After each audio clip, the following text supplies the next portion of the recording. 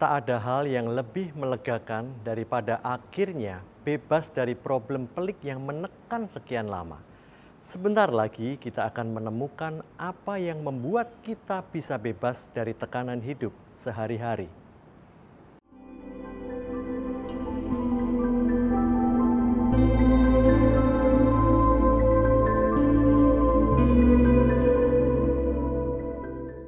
Dalam episode pembuka seri Desesperado, kita melihat bahwa kebanyakan orang di dunia pernah merasakan putus harapan atau desesperado di dalam kadarnya masing-masing. Orang putus asa karena menunggu jawaban terhadap persoalan hidupnya tidak kunjung tiba, sehingga akhirnya ia benar-benar kehilangan keyakinan apakah hidupnya akan pernah berubah lebih baik. Di episode awal kita temukan ternyata kita perlu menyadari pentingnya pengelolaan jiwa saat berurusan dengan keputusasaan ini agar jalan menuju ketentraman batin itu mulai terbuka. Karena ketentraman itu nilainya mahal, langka dan tidak selalu ditemukan di dalam kelimpahan materi. Di Amsal 17 ayat 1 tertulis, lebih baik sekerat roti yang kering disertai dengan ketentraman daripada makanan daging serumah disertai dengan perbantahan. Episode kedua dalam seri Desesperado ini berjudul Relieved atau lega. Semua orang hidup pasti sering mengalami tekanan dalam jiwa atau fisiknya, baik dalam jangka waktu pendek-pendek atau berkepanjangan. Betapa leganya atau relievednya saat tekanan itu selesai atau lepas. Jiwa kita merasakan seperti pegas yang dikontraksi sekian lama, saat tiba waktunya dikendurkan, pegas itu mengalami kebebasan. Orang yang terbelit kesukaran keuangan, ketika ada solusi terhadap kesukaran itu, baik lewat bantuan langsung dari orang lain, pengampunan dari bank, atau mendapat sumber penghasilan baru yang besar nilainya, pasti jiwanya merasa sangat plong. Seperti ada beban berat yang terlepas dari hatinya. Orang yang telah sakit sekian lama saat memperoleh kesembuhan jasmania, dia merasa lega sekali.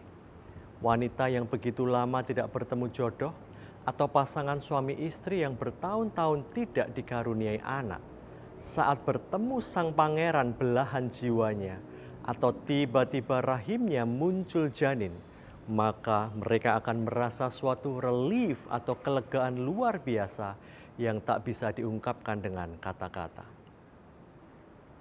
Sampai kejadian sehari-hari saja, kita juga menginginkan hal yang sama loh. Coba sekarang, Anda berusaha menyentuh jempol kaki Anda, memakai jari tangan Anda dengan kaki lurus tanpa menekuk sedikit pun. Bisa dilakukan dengan berdiri, bisa sambil duduk di lantai. Akan terasa peregangan yang menimbulkan rasa sakit pada otot bagian belakang paha dan betis.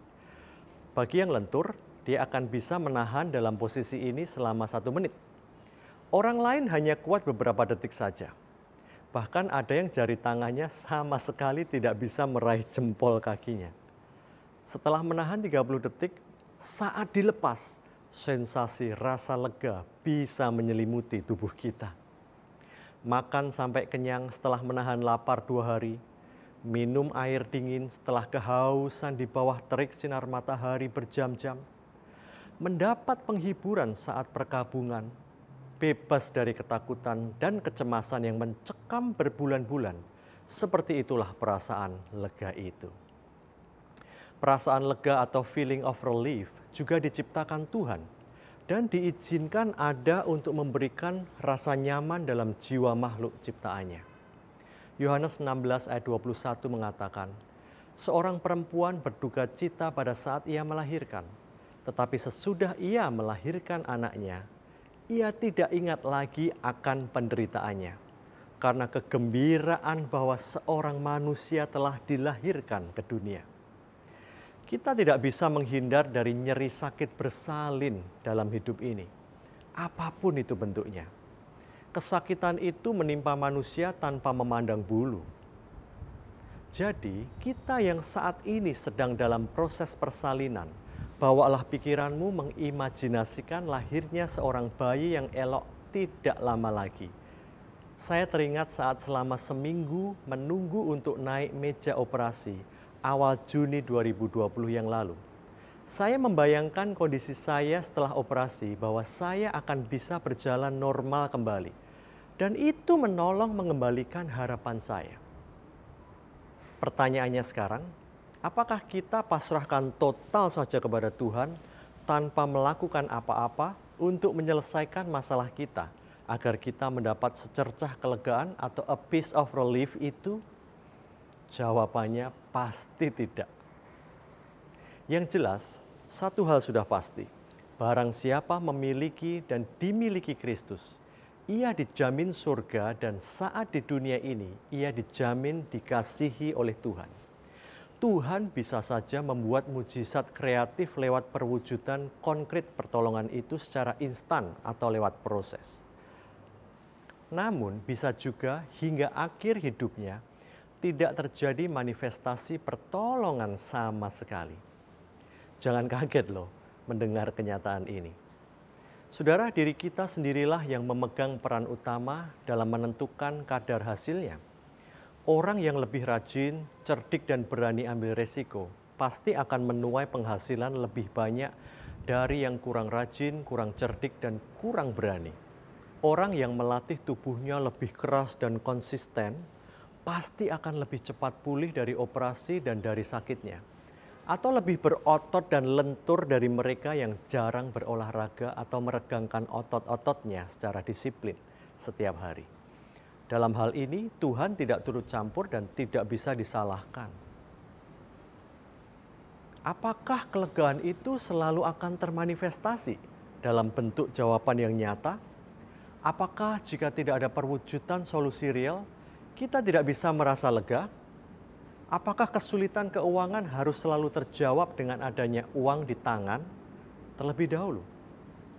Sakit harus sembuh? Jomblo harus dapat pasangan hidup? Menurut penjelasan saya tadi, tidak selalu semua tekanan itu bisa dapat pembebasan dalam wujudnya yang nyata. Wah, berarti kita tidak bisa mencapai titik relief atau lega dong? Lalu bagaimana? Jawabannya, kita bisa mendapat kelegaan itu jika kita belajar menciptakan kelegaan dan ketentraman atau serenity itu dalam jiwa kita. Saya katakan, kita belajar menciptakan. Tranquility atau kesentosaan batiniah itu bisa kita alami 24 jam sehari dan 365 hari setahun. Asal kita belajar membuang racun dan menyaring asupan dari dan untuk jiwa kita. Kita pelan-pelan mengedukasi jiwa kita bahwa untuk lega itu syaratnya tidak harus mengalami jawaban mimpi dulu. Kita ajari dia untuk bisa berada dalam kondisi yang sukacita dan tentrem, meski situasi hidup kita masih carut-marut. Pada suatu seminar, semua jemaat terhenyak saat istri seorang motivator terkenal yang berada di tengah-tengah jemaat. Saat suaminya berkhotbah, istri ini berseru, "Suamiku tidak bisa membuatku bahagia." Lalu dia lanjutkan, "Tuhan pun tidak bisa membuat saya berbahagia. Diri saya sendirilah yang bisa membuat diri saya bahagia." Saudaraku, Tuhan telah memberikan semua resep dan bahan-bahan untuk hidup bahagia di bumi ini. Tinggal bagaimana kita bisa memotivasi diri kita sendiri setiap hari. Ada orang yang serba berkecukupan, namun hatinya selalu resah, galau dan gelisah. Ada pula orang yang hidupnya selalu di ujung tanduk, namun selalu bisa menemukan ketenangannya sendiri. Suatu saat ada lelang lukisan berkelas yang bertemakan ketenangan tak terkira.